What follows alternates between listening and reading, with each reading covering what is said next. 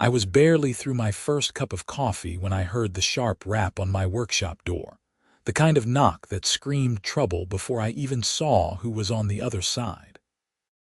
Through the window, I could see a woman in her late 40s with that particular haircut, the one that looks like she asked to speak to the manager before even sitting down at the salon. Her name was Brenda Patterson, and she was the president of the Riverside Meadows Homeowners Association in Gilbert, Arizona. I wiped the sawdust from my hands and opened the door. The smell of fresh cut wood and varnish wafted out from behind me, mixing with the dry desert air of the Phoenix suburb I had called home for the past 30 years. "Can I help you?" I asked, keeping my tone neutral. Brenda's lips pressed into a thin line as she thrust a manila envelope toward me. "Mr. Kevin Ingram, I presume. I am here on official HOA business. You are in direct violation of Section 7.3 of the Riverside Meadows Homeowners Association bylaws, which explicitly prohibits commercial business operations within residential properties." I took the envelope but did not open it immediately. "I am sorry, what exactly are you talking about?" Her eyes narrowed. "Your woodworking business. The constant noise, the clients coming and going, the delivery trucks. It is completely unacceptable for a residential neighborhood. You need to cease all commercial operations immediately." I felt my jaw tighten. My woodworking shop had been operating out of my garage and the workshop I had built in my backyard since 1994. I had been making custom furniture, cabinets, and doing restoration work for over 3 decades. This was not some fly-by-night operation I had started last week. "Brenda, I have been running this business from my property since before this HOA even existed," I said carefully. "I have all my permits and licenses in order." "That may be," she said, her voice dripping with false sweetness. "But the HOA was established in 2019, and all homeowners are subject to current rules and regulations. You have 7 days to comply, or we will be forced to take legal action. The fine is $500 per day for each day you continue operations after the compliance period ends." She turned on her heel and walked back to her white SUV before I could respond. I watched her drive away, then looked down at the envelope in my hand. Inside was a formal cease and desist letter, printed on official HOA letterhead, citing multiple sections of bylaws I had never agreed to follow. The thing was, when I bought this house in 1993, there was no HOA. The neighborhood was just a quiet street with individual homeowners who minded their own business. Over the years, the area had developed, and eventually, some of the newer residents had pushed to establish an HOA. I had been one of the vocal opponents, but I had been outvoted. However, I had done my research at the time. Arizona law was clear about grandfathered rights, especially when it came to business licenses that predated HOA regulations. I walked back into my workshop and pulled out my file cabinet. Inside, carefully preserved in plastic sleeves, were all my original documents. My business license from the city of Gilbert, dated March 15, 1994. My home occupation permit, also from 1994. My contractor's license, my sales tax permit, everything perfectly legal and in order. I had renewed them religiously every year since. I called my lawyer, Patricia Morrison, a woman I had worked with on various contracts over the years. Her assistant put me through immediately. "Kevin, how is the furniture business?" she asked cheerfully. "I've got an HOA problem," I said, and explained the situation. There was a pause on the other end of the line. "Send me everything.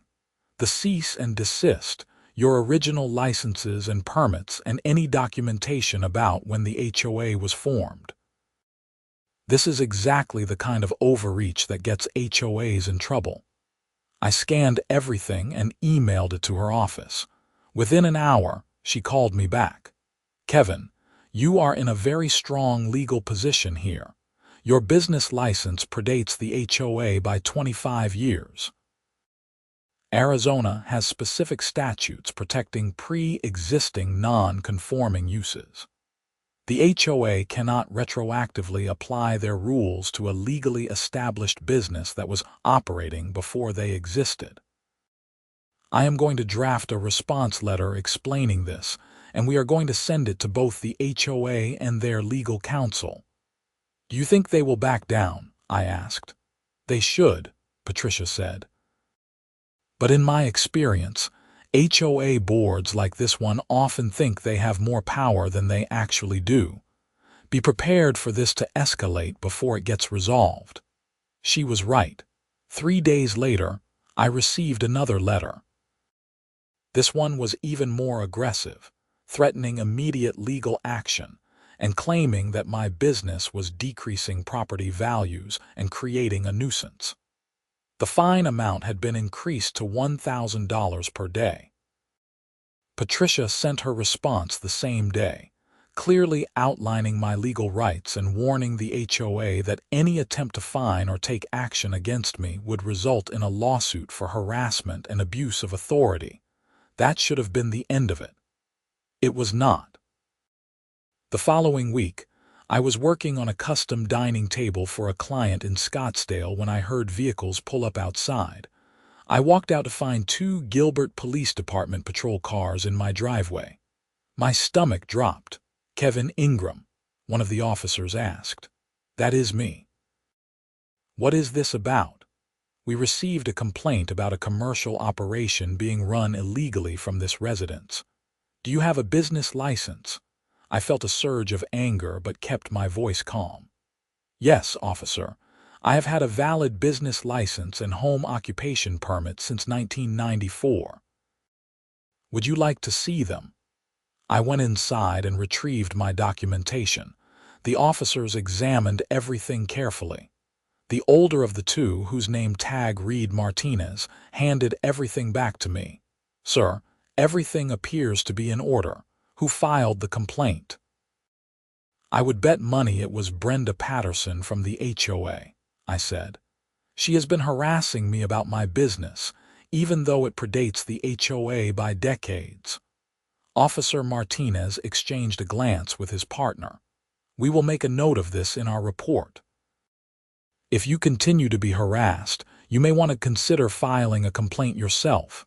After they left, I called Patricia again. She was furious. "They are filing false police reports now. That is a crime. We need to go on the offensive here, Kevin. I am going to file for a declaratory judgment to establish your rights once and for all, and we are going to seek damages for harassment." "How much is this going to cost me?" I asked, though I knew the answer would not be pleasant. "Let me worry about that for now. If we win, and we will, the HOA will be responsible for your legal fees." This is exactly the kind of case that sets precedent and keeps HOAs from abusing their power. Over the next 2 weeks, things escalated in ways I never could have imagined. I started receiving violation notices for the most ridiculous things. My trash cans were supposedly visible from the street, though they were in the same place they had been for 30 years. My front yard grass was allegedly too long, even though I had just mowed it. My house color was supposedly not in compliance with HOA standards, despite the fact that I had not painted my house in 5 years. Each violation came with a proposed fine. $500 for the trash cans, $300 for the grass, $1,000 for the paint color. It was transparent retaliation, and it was building my case stronger with every envelope that arrived. Then Brenda made her biggest mistake. I was out front loading some finished cabinet pieces into my truck for delivery when she pulled up with another woman I recognized as Olivia Kaufman, the HOA vice president.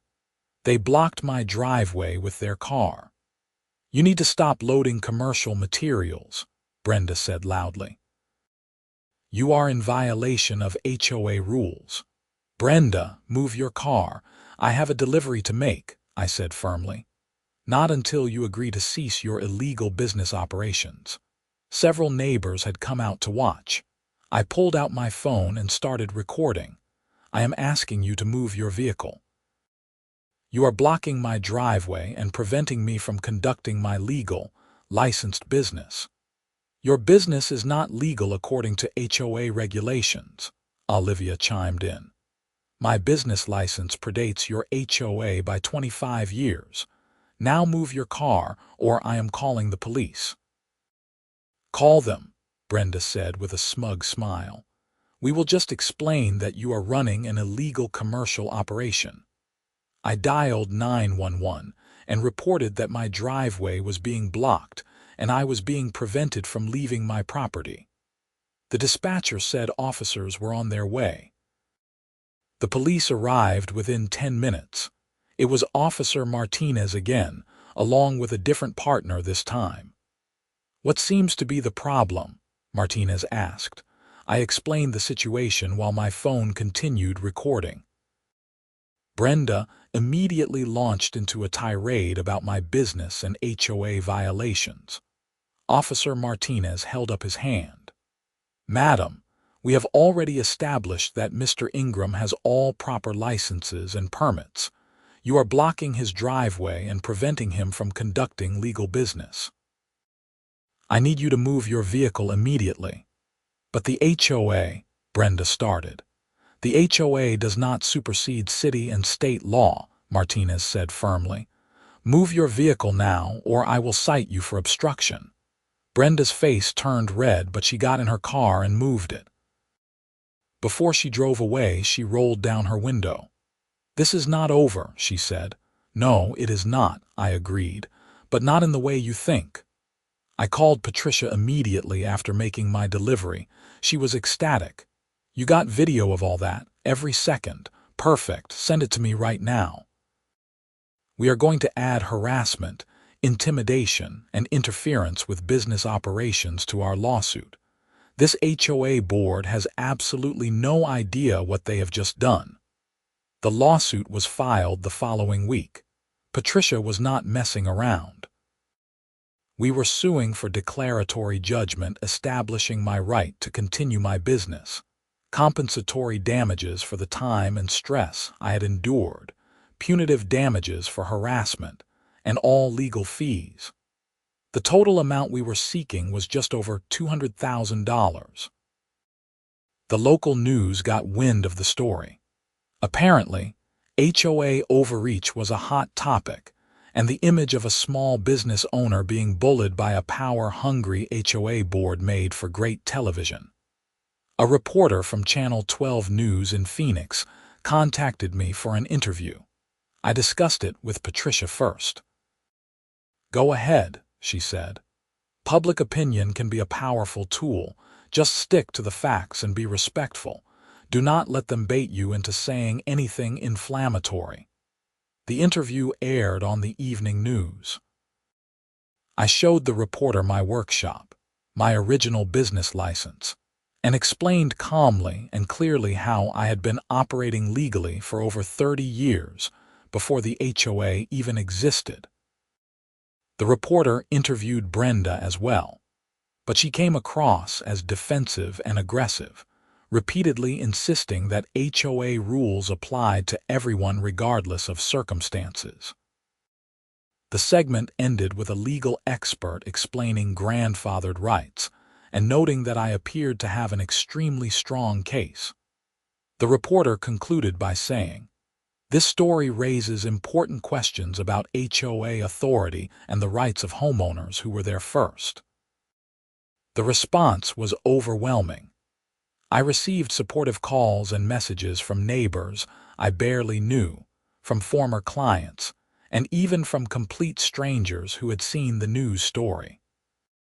Several other homeowners in the neighborhood reached out to say they had also been dealing with harassment from the HOA board. But Brenda and the HOA board doubled down. They held an emergency meeting, and voted to immediately begin fining me $1,000 per day for continuing business operations.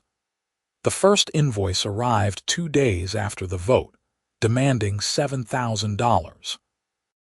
Patricia filed an emergency motion for a temporary restraining order to stop the fines. The hearing was scheduled for the following Monday at the Maricopa County Superior Court in downtown Phoenix. I had never been inside a courtroom before, at least not for anything involving me directly.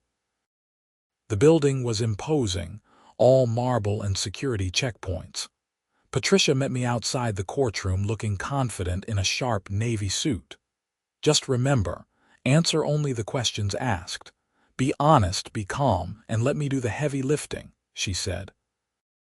The HOA's lawyer was a young guy named Derek something or other who looked fresh out of law school.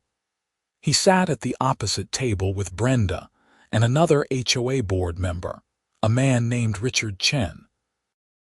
The judge, a woman in her 60s named Judge Sandra Williams, took the bench and reviewed the filings quickly. "This is a hearing on the plaintiff's motion for a temporary restraining order to halt fines being levied by the defendant HOA. Counsel for the plaintiff proceed." Patricia stood and presented our case clearly and methodically. She walked through the timeline, showing my original 1994 business license, the 2019 formation of the HOA, and the recent escalating harassment. She presented the video of Brenda blocking my driveway, the false police complaint, and the frivolous violation notices. "Your Honor, the law is clear. Arizona Revised Statute Section 3318-17 explicitly protects pre-existing non-conforming uses. My client has operated a legal, licensed business from his property for 3 decades. The HOA cannot retroactively prohibit what was legal before they existed. These fines are not only improper, they constitute harassment and retaliation." The HOA's lawyer stood up. "Your Honor, while Mr. Ingram may have had a license previously, the neighborhood has changed. The HOA bylaws apply to all homeowners equally, and commercial operations are not permitted in residential zones." Judge Williams looked at him over her glasses. "Counselor, are you aware of the doctrine of grandfathered rights and non-conforming uses?" "Yes, Your Honor, and are you aware that your client's bylaws cannot supersede state statute?"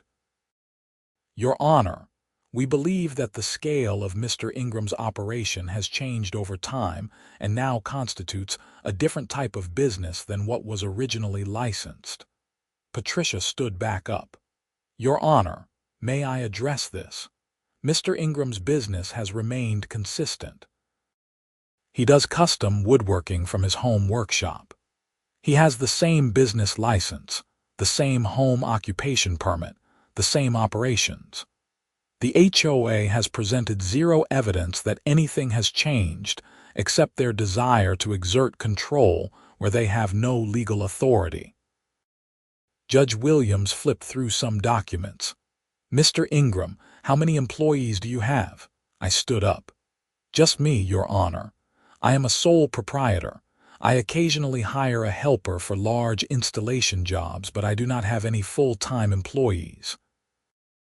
"How many clients visit your property per week on average?" "Maybe 2 or 3, Your Honor.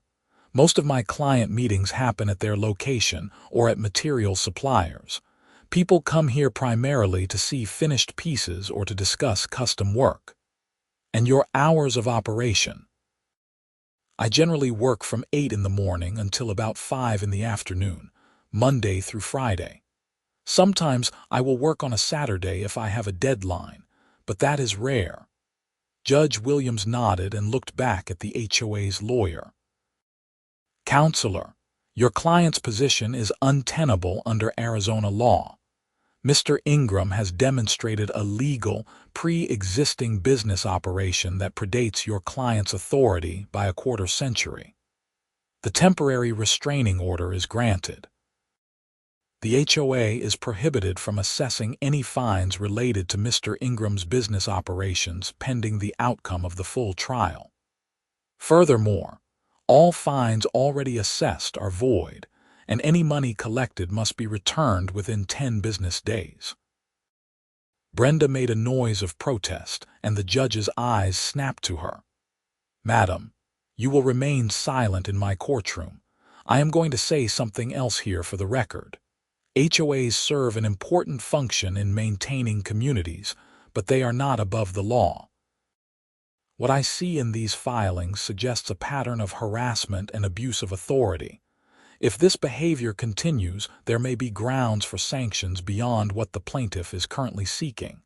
Do I make myself clear?" The HOA's lawyer nodded. "Yes, Your Honor. Good. This hearing is adjourned. The clerk will provide a written order." Patricia and I walked out of the courthouse into the bright Phoenix sunshine. I felt like I could breathe properly for the first time in weeks.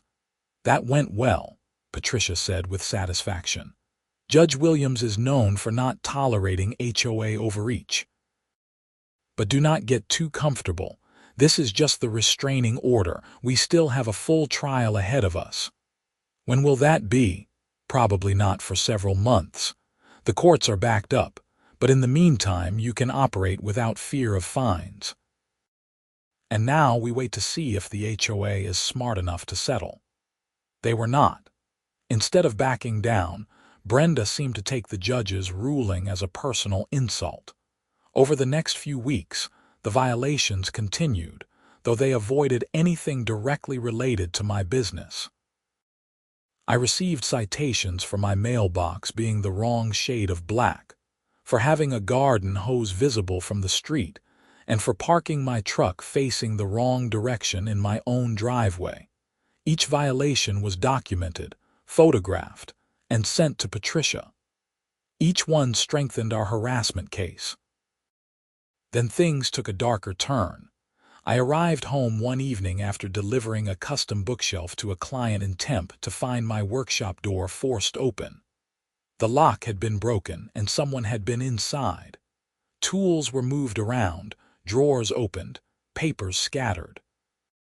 Nothing appeared to be stolen, but it was clear someone had gone through everything.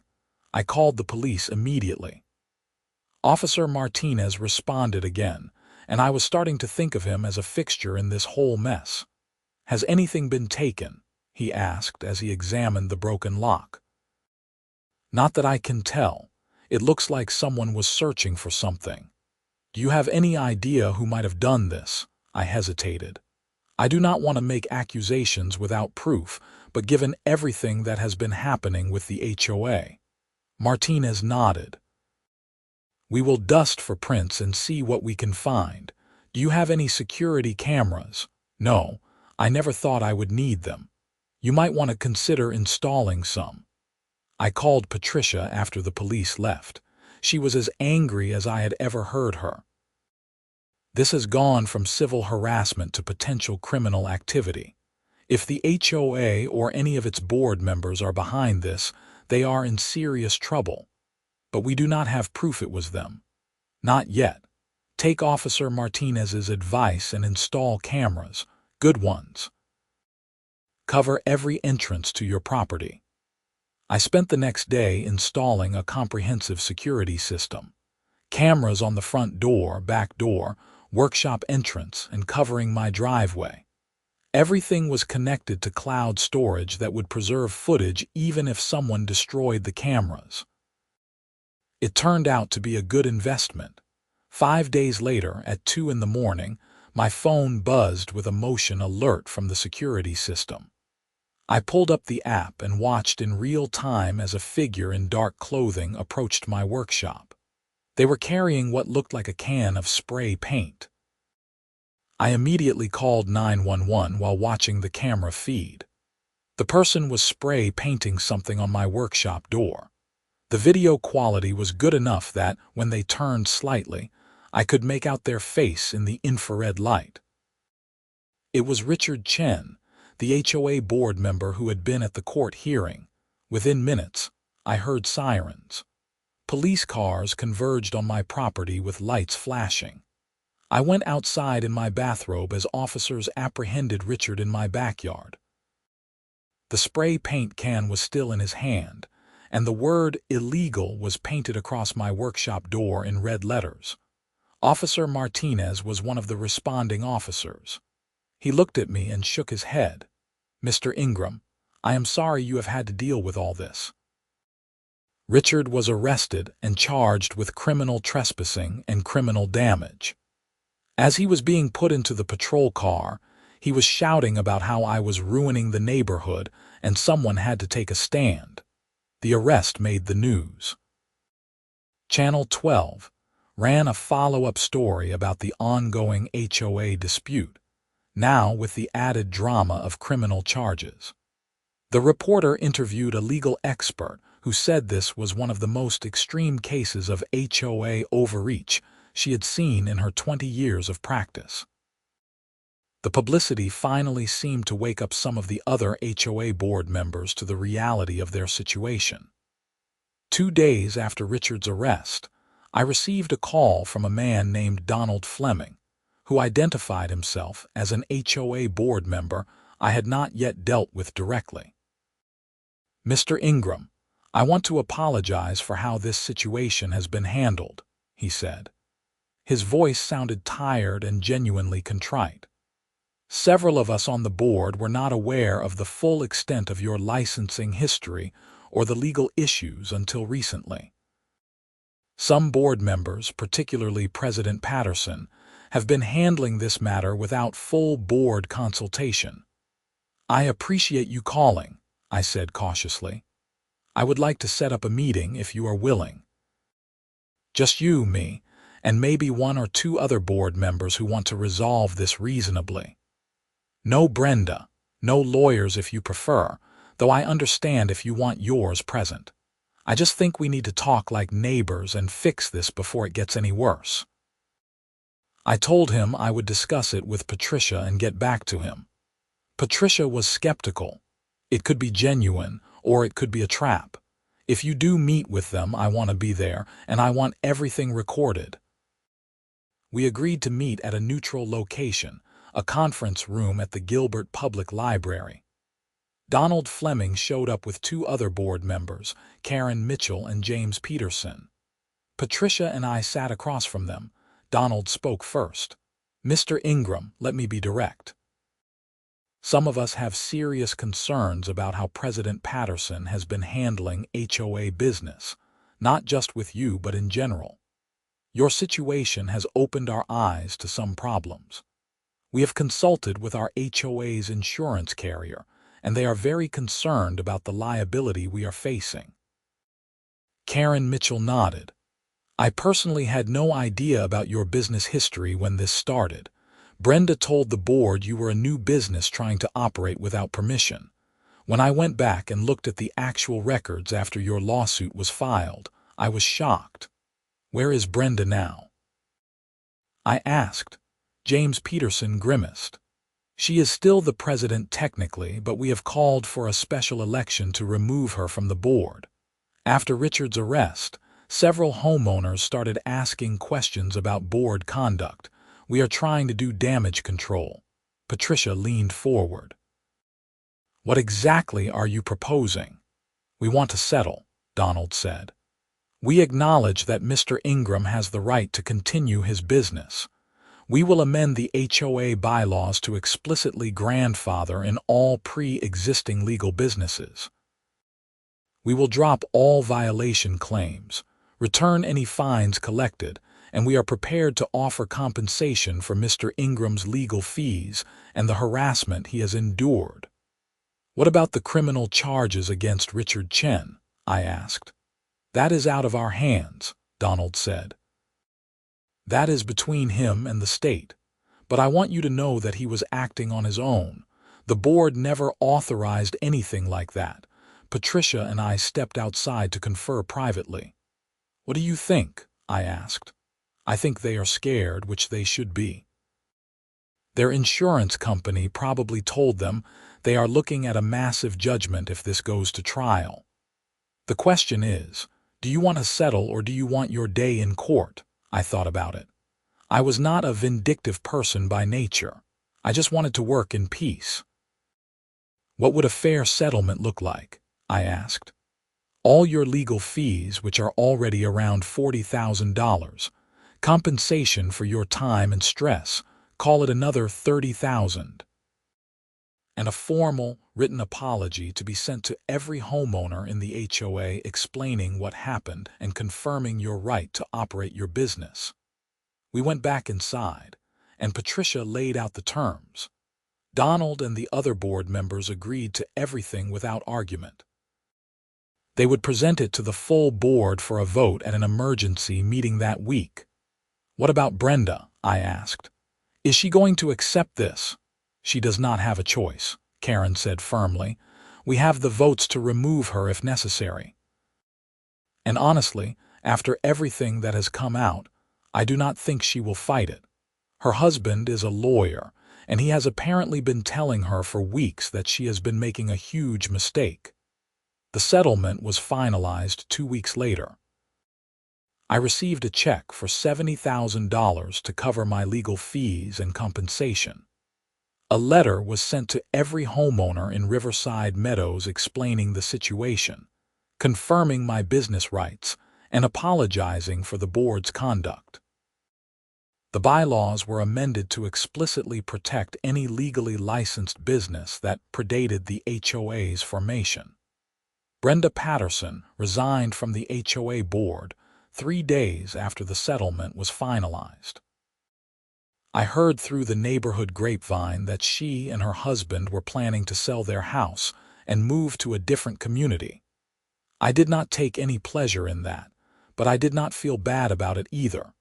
Richard Chen's criminal case took longer to resolve. He eventually pleaded guilty to criminal trespassing and criminal damage in exchange for probation, community service, and restitution for repairing my workshop door. He also resigned from the HOA board and was required to stay away from my property as a condition of his probation. The new HOA board, led by Donald Fleming as the interim president, turned out to be much more reasonable. They focused on actual community concerns like street maintenance and neighborhood events, rather than trying to micromanage everyone's lives. About 6 months after everything was settled, I was working in my shop when I heard a knock. I opened the door to find Donald Fleming standing there with an awkward smile. "I hope I am not intruding," he said. "I wanted to talk to you about a potential project." "What kind of project?" "My daughter is getting married next year, and I wanted to give her something special. A handmade dining table and chairs, high-quality hardwood, something that will last generations. I have seen some of your work in other people's homes, and it is beautiful. Would you be interested in taking on the commission?" I invited him into the workshop, and we spent the next hour discussing wood types, designs, and dimensions. It felt good to just talk about woodworking without any underlying tension or conflict. As he was leaving, Donald paused at the door. "Kevin, I really am sorry about everything that happened. I should have paid more attention to HOA business before things got so out of hand."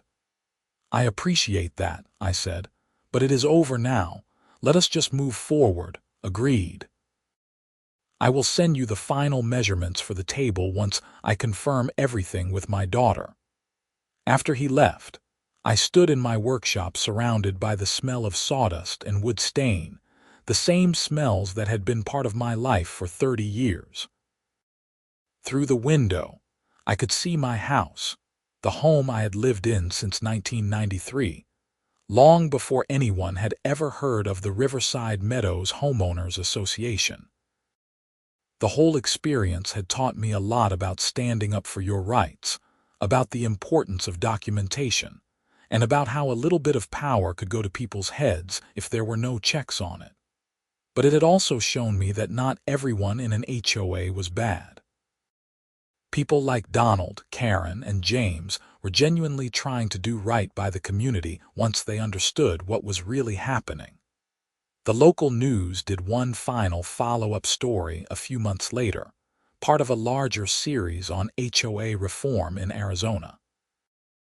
I was interviewed again, along with Patricia, an state legislator, who was proposing new laws to increase HOA transparency and accountability. The story featured my case as an example of what could go wrong when HOA boards exceeded their authority.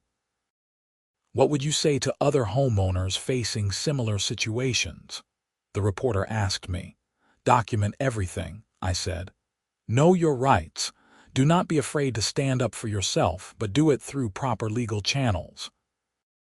And understand that just because an HOA says something is a rule does not mean it is legally enforceable, especially if you were there first. The story ended with footage of me working in my shop, carefully sanding a cherry wood cabinet. The reporter's voiceover said, Kevin Ingram continues to do what he has done for 30 years, creating beautiful custom furniture from his home in Gilbert. But now he does it with the peace of mind that comes from knowing his rights are protected, not just by his licenses and permits, but by legal precedent that will help other homeowners in similar situations. Life gradually returned to normal after that. I continued taking on projects, building custom pieces for clients throughout the Phoenix area.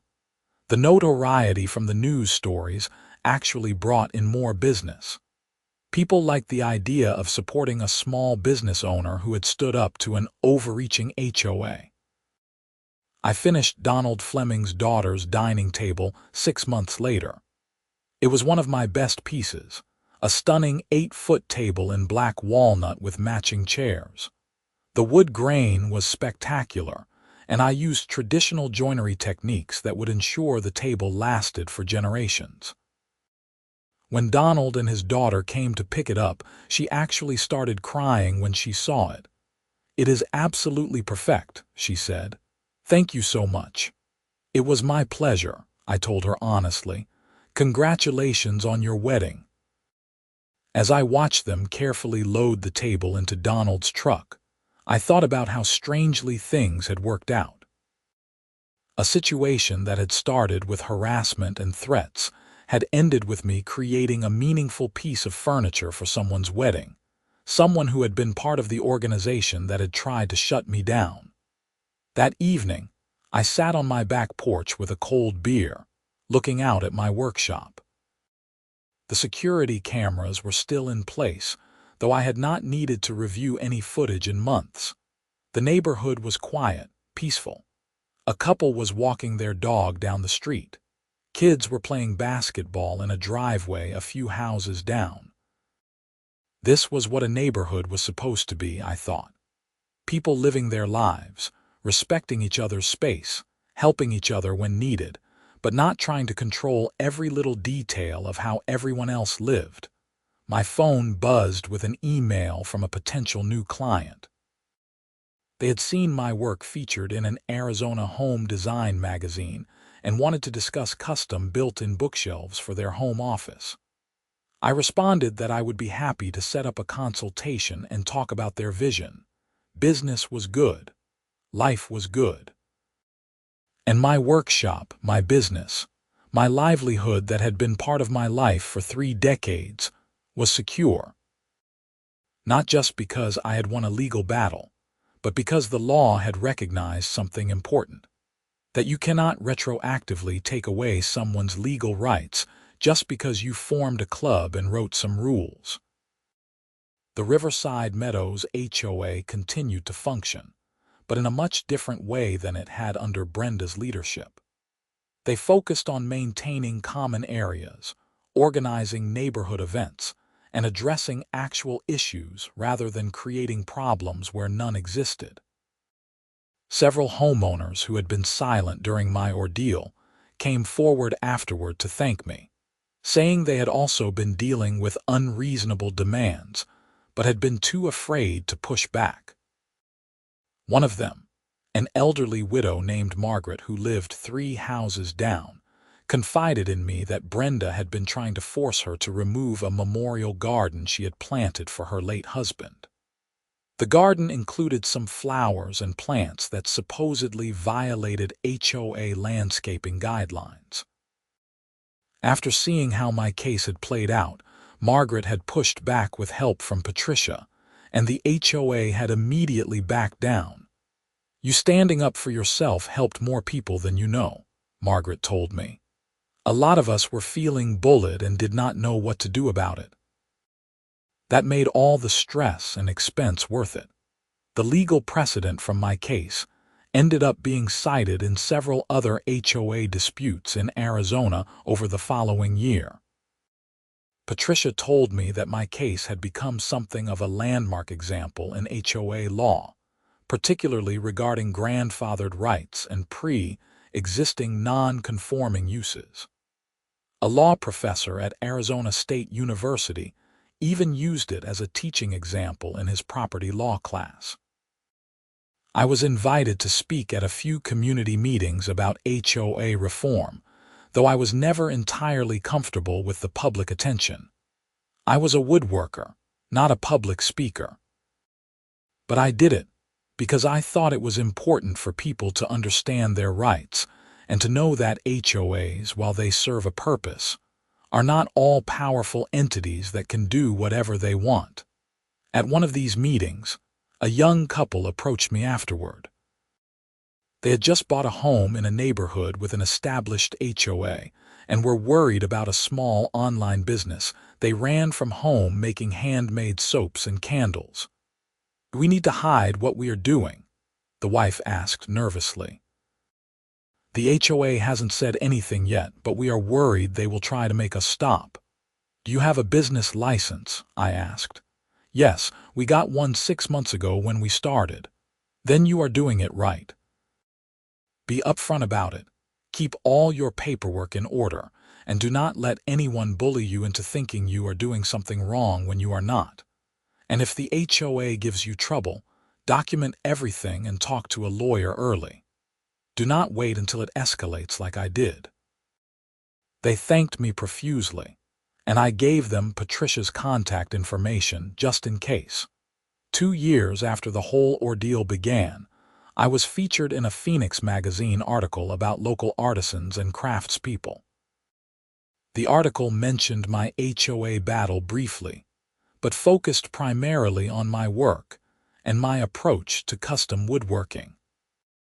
There were beautiful photos of some of my favorite pieces, including a cherry wood hutch I had just completed, and a live-edge mesquite coffee table that had taken me 3 months to finish properly. The article brought in even more business. I actually had to start turning down projects because I was booked out 6 months in advance. It was a good problem to have. I hired a part-time helper, a young guy named Marcus who was going to trade school for carpentry and wanted to learn traditional furniture-making techniques. I made sure to properly report him as an employee, paid all the required taxes, and kept everything documented. Old habits from the HOA battle died hard. Marcus turned out to be a talented kid with a genuine love for woodworking. He reminded me of myself at that age, eager to learn and willing to put in the hard work required to do things right. I taught him the old techniques my own mentor had taught me decades ago, the same techniques that were becoming increasingly rare in an age of mass production and disposable furniture. "Why do you do it this way?" Marcus asked one day as I showed him how to cut proper dovetail joints by hand. "You could use the router and be done in a quarter of the time." "Because this will last forever," I told him. 100 years from now, someone will own this piece of furniture and these joints will still be solid. That is what we are doing here. We are not just making furniture. We are making things that will outlive us." He thought about that and nodded. "That is pretty cool, actually." It is. And it is why people are willing to pay good money for custom work.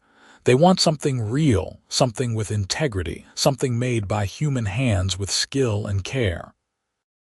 The neighborhood continued to evolve around me.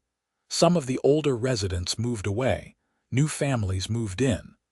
The HOA changed leadership again through regular elections. Donald Fleming served for a while and then stepped down when his work required him to travel more. The new leadership was just as reasonable, having learned from the mistakes of the past. I became something of a neighborhood fixture, the guy who had been there longer than almost anyone else, the one with the woodworking shop who had stood up to the HOA and won. Kids in the neighborhood knew me as the man who made furniture, and sometimes I would give tours of my workshop to school groups doing units on careers or local businesses. One of those kids, a 10-year-old girl named Emma, became particularly interested in woodworking. She started stopping by after school sometimes to watch me work, asking endless questions about different types of wood, tools, and techniques. Her parents were grateful that she had found something besides video games to be interested in. "Can girls be woodworkers?" she asked me one day. "Of course," I said. "Some of the best furniture makers I have ever met are women. It is not about strength. It is about precision, patience, and an eye for detail. Those are not gendered traits." I let her help with small tasks, showing her how to sand properly, how to read wood grain, how to use measuring tools accurately. Her enthusiasm reminded me why I had fallen in love with this craft in the first place. 5 years after the settlement, I received an unexpected letter in the mail. It was from Brenda Patterson. I almost threw it away without opening it, but curiosity got the better of me. The letter was handwritten, not typed. In it, Brenda apologized for how she had treated me. She explained that she had been going through a difficult time in her personal life and had channeled her stress and need for control into HOA business in unhealthy ways. She had since been in therapy and had come to realize how badly she had behaved. She was not asking for forgiveness, she wrote, just wanted me to know that she recognized she had been wrong and was sorry. It was surprisingly genuine. I showed it to my friend Tom, who lived a few streets over and had watched the whole HOA saga unfold. "Are you going to respond?" he asked. "I do not know," I admitted. "Part of me appreciates the apology. Part of me thinks it is too little too late." "Maybe it is both," Tom said. "But it takes guts to write a letter like that. Not many people would." I ended up writing a brief response. I told her I appreciated the apology and that I hoped she was doing better. I did not say I forgave her, because I was not entirely sure I did, but I also did not feel the need to hold on to anger about it anymore. What was done was done. Marcus graduated from trade school and I offered him a full-time position. He accepted enthusiastically, and we became genuine partners in the business. I taught him everything I knew, and he brought fresh energy and ideas. He was particularly good at social media and marketing, things I had never bothered with much. He set up an Instagram account for the business and started posting photos of our work. Within a few months, we had thousands of followers. "Welcome to the 21st century," Marcus said with a grin as he showed me the engagement numbers on our posts. "As long as we still make good furniture, I do not care how we tell people about it," I said. The business continued to grow. We took on an apprentice, a young woman named Sarah who had the same kind of enthusiasm for woodworking that Marcus and Emma had shown. The workshop that I had fought so hard to keep operating was now training the next generation of craftspeople. 10 years after the HOA confrontation, I was sitting in my workshop late one evening, putting the finishing touches on a rocking chair made from reclaimed oak. The wood had come from an old barn in northern Arizona that was being torn down, and the grain was absolutely stunning. This was a piece I was making for myself, not for a client. I was 62 years old and starting to think about retirement. Though I knew I would never fully stop working with wood, I thought about everything that had happened over the past decade. The confrontation with the HOA that had threatened everything I had built, the legal battle that had vindicated my rights, the way the community had evolved and changed, the young people I had been able to teach and mentor. My business license, the one from 1994 that had been the key to everything, was now framed on the wall of my workshop. Next to it was a copy of the court order granting the restraining order and establishing my rights. They were reminders of an important lesson, that documentation matters, that standing up for yourself matters, and that even when powerful people try to bully you, the law can still work the way it is supposed to. The rocking chair was coming along beautifully. I was using traditional techniques, the same ones I had learned as a young man, the same ones I was now passing on to Marcus and Sarah. The joints were tight, the curves were smooth, the finish would be perfect. This was what I loved. This was what I had fought for. The right to create beautiful things with my own hands in my own workshop on my own property. It seemed like such a simple thing, but it had required a legal battle, public attention, and tens of thousands of dollars to defend. I heard footsteps behind me and looked up. Marcus had come back to grab something he had forgotten. "Working late?" he asked, "just finishing up this chair. Could not stop thinking about it." He examined my work, running his hand over the smooth armrest. "That is gorgeous. The grain on that oak is incredible." "It is not it? Sometimes you get a piece of wood that is just special. You going to sell it?" "No, this one is a keeper. Maybe I will give it to Emma someday when she is older. She is still coming by to learn when she can." Marcus smiled. "She is good too. You have got a real eye for spotting talent." "Takes one to know one," I said. After Marcus left, I worked for another hour, applying the final coat of finish to the chair. Then I stood back and looked at it in the warm light of the workshop. It was a good chair, maybe one of the best I had ever made. It would last for generations, long after I was gone. That was the thing about woodworking, about craftsmanship, about creating something real with your own hands. It outlasted you. It became part of other people's lives, their homes, their memories. The table where families gathered for dinner. The bookshelf that held treasured volumes. The rocking chair where a grandmother rocked her grandchildren. I had been doing this for over 30 years now, and I hope to do it for at least another 10. And if I was lucky, Marcus and Sarah and maybe Emma would carry it forward even after that, continuing the tradition of craftsmanship and taking pride in work well done. The HOA that had tried to stop me was barely a memory now. Most of the people involved had moved on. New board members who had nothing to do with the original conflict ran things now. The neighborhood had prospered, not in spite of small businesses like mine, but in part because of them. People liked living in a place that had character, that had history, that was not just cookie-cutter houses with identical lawns. I locked up the workshop and walked across my backyard to my house. The security cameras were still running, more out of habit than necessity now. The desert night was cool and clear, stars visible despite the light pollution from the Phoenix metro area. Inside my house, I poured myself a drink and sat down in my living room, surrounded by furniture I had made over the years.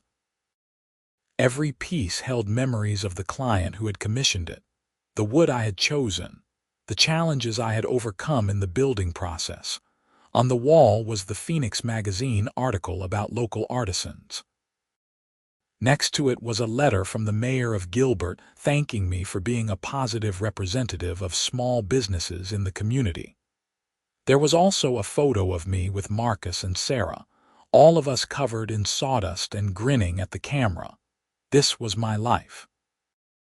This was what I had fought for and won. Not just the right to run a business, but the right to live my life according to my own values, to create things of lasting beauty, to pass on knowledge to the next generation. The next morning, I got up early and headed back to the workshop. There was a custom dining table to start, a matching set of nightstands to finish, and a consultation scheduled with a new client who wanted a built-in entertainment center. The work never stopped, and I would not have wanted it any other way. As I fired up the table saw and the familiar sound filled the workshop, I smiled.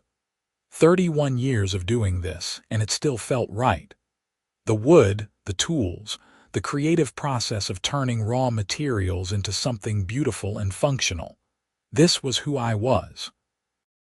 And no HOA, no matter how overreaching, no matter how determined, could ever take that away from me. I had learned that lesson the hard way, but I had learned it well. Your rights, when they are legal and legitimate and documented, are worth fighting for. And when you stand up for yourself with the law on your side, you can win even against people who seem to have all the power. The wood shavings curled away from the blade as I made the first cut in a beautiful piece of cherry wood. Another project beginning, another piece of furniture that would last for generations. This was my legacy, not the legal battle or the news stories, but the work itself. And it was enough.